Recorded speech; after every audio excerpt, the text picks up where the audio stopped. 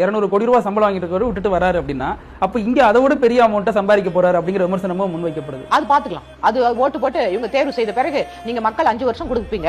50 வருஷமா நீங்க கொடுத்து ஊழல் ஆட்சி வச்சிருக்கீங்க. ஒரு 5 வருஷம் அவருக்கு கொடுத்து பார்ப்போம். அவர் ஊழல் பண்ணாருன்னா அவர் தூக்கி எடுக்கிறதுக்கு உங்களுக்கு தான் வந்துட்டு ஓட்டு உரிமை இருக்குது. ஒரு நல்லவர் வராருன்னு சொல்லிட்டு அவர் சொல்றாரு. எல்லாருக்குமே இப்படி 50 வருஷமா தேர்தல் அறிக்கை கொடுத்து அந்த தேர்தல் அறிக்கை நிறைவேற்றாத இந்த ஆட்சியை திரும்ப திரும்ப வரணும்னு நம்ம போடும்போது யாரோ ஒரு புது மனுஷன் வராரு. அவருக்கு வந்துட்டு நம்ம ஓட்டு போட்டு பார்ப்போம். அவரும் தப்பு பண்ணா தூக்கி எறிஞ்சிடலாமே.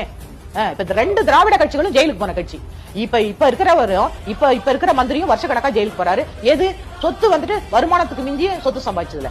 அதே மாதிரி காங்கிரஸ்லயும் ப. சிதம்பரம் ஐயா ஜெயிலுக்கு போய் வராரு சிறைச்சாலையில. உங்க தங்கச்சி சிறைச்சாலைக்கு போயிட்டு வராங்க. இப்படி முன்னாடி இருந்தவங்களும் சசிகலா அம்மா ஜெயலலிதா அம்மா செத்து போயிட்டாங்க. அக்யூஸ்டா தான் செத்தாங்க அவங்க. அப்ப எது வருமானத்துக்கு மிஞ்சிய சொத்து சம்பாதிச்சு யாருடைய சொத்து? இவங்க படிச்சுக்கிட்டு சம்பாதிச்சாங்களா? அணிலா இருந்து உதவுனர் தான் விஜய்ங்கிற விமர்சனங்கள் இருக்குல்ல. நான் கூட தான் எந்த கட்சி இருக்கோ அவங்க ஓட்டு போடுறேன். நானும் ஏடிஎம்கே போட்டிருப்பேன், டிஎம்கே போட்டிருப்பேன், காங்கிரஸ் போட்டிருப்பேன். எந்த கட்சி இருக்கோ நான் என்னோட பிரஜையா இருந்து இந்திய பிரஜையா நான் ஓட்டு செலுத்தி இருக்கிறேன். அதனால நான் கட்சி தொடங்க கூடாதுன்னு கிடையாது.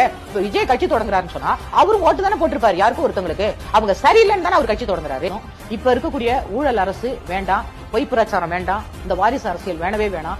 அதனால நான் வந்து என்னுடைய மக்கள் என்ன வாழ வச்ச மக்களுக்கு நான் ஏதாச்சும் செய்யணும். இன்னைக்கு ஒரு பசியோட இருக்கானா அவனுக்கு சாப்பாடு கொடுக்கணும். இன்னைக்கு வேலை இல்லாம இளைஞர்கள் இருக்காங்களா படிச்சுட்டு அவங்களுக்கு ஒரு வேலை தரணும். இன்னைக்கு வீடு இல்லாம இருக்காங்களா அவங்களுக்கு வீடு கட்டி தரணும். நான் வந்து பேச மாட்டேன், யாரையும் திட்ட மாட்டேன், நான் வந்து செயல்ல காமிப்பேன், மக்களுக்கு அது போய் சேருதான்னு பார்ப்பேன் அப்படின்னு ஒருத்தர் சொல்லும் பொழுது எம்ஜிஆர் அப்படிதான் வந்தாங்க, அண்ணாதுரை அவர்கள் அப்படிதான் வந்தாங்க.